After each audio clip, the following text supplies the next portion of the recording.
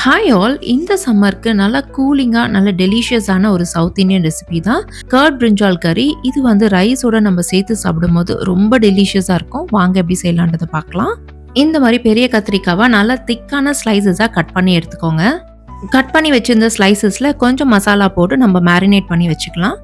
மஞ்சத்தூள், மிளகாய்த்தூள், உப்பு, எண்ணெய் இது எல்லாத்தையும் சேர்த்துட்டு நல்லா மிக்ஸ் பண்ணிட்டு 5 நிமிஷம் நல்லா மேரினேட் பண்ணி அப்படியே வச்சுடுங்க. நெக்ஸ்ட் ஒரு பேன்ல எண்ணெய் சேர்த்துட்டு நல்லா ரோஸ்ட் பண்ணி எடுத்துக்கோங்க. நல்லா சாஃப்டாவும் நல்லா ரோஸ்டடாவும் இருக்கணும் கத்திரிக்காய். அந்த அளவுக்கு குக் பண்ணிக்கோங்க. நெக்ஸ்ட் ஒரு பவுல்ல 1 கப் அளவுக்கு தயிர் எடுத்திருக்கேன். நல்லா தயிரை வந்து பீட் பண்ணி எடுத்துக்கோங்க. நல்லா ஸ்மூத்தா இருக்கணும் தயிர். இந்த தயிரில் நம்ம ரோஸ்ட் பண்ணி வச்சிருந்த கத்திரிக்காவை சேர்த்துக்கலாம். கத்திரிக்காய் நல்லா ஆறின பின்னாடி தயிர் சேருங்க, இல்லைன்னா தயிர் திரிஞ்சு போயிடும்.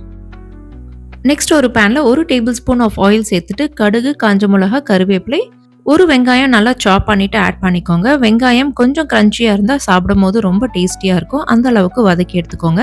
இது கூடவே மஞ்சத்தூள், மிளகாய்த்தூள், மல்லித்தூள், கொஞ்சம் பெருங்காயம், தேவையான அளவு உப்பு சேர்த்துட்டு நல்லா மிக்ஸ் பண்ணி விட்டுக்கோங்க. கத்திரிக்காயில ஏற்கனவே உப்பு இருக்கும். அதுக்கேற்றபடி இதில் உப்பு சேர்த்துக்கோங்க. கொஞ்சம் ரூம் டெம்பரேச்சர் வந்த பிறகு இந்த கத்திரிக்காய் தயிரில் நீங்கள் ஆட் பண்ணிக்கலாம். ஜென்டிலாக நல்லா மிக்ஸ் பண்ணி விடுங்க. அவ்வளோதான், ஒரு ஃபென்டாஸ்டிக்கான ஒரு கறி ரெடி ஆயிடுச்சு. இந்த தயிர் கத்திரிக்காய் பிளெயின் ரைஸோட நீங்கள் சர்வ் பண்ணும்போது ரொம்ப டெலிஷியஸாக இருக்கும். இந்த சிம்பிளான க்ரீமியான கர்ட் கறி சம்மருக்கு perfect dish. Do try it.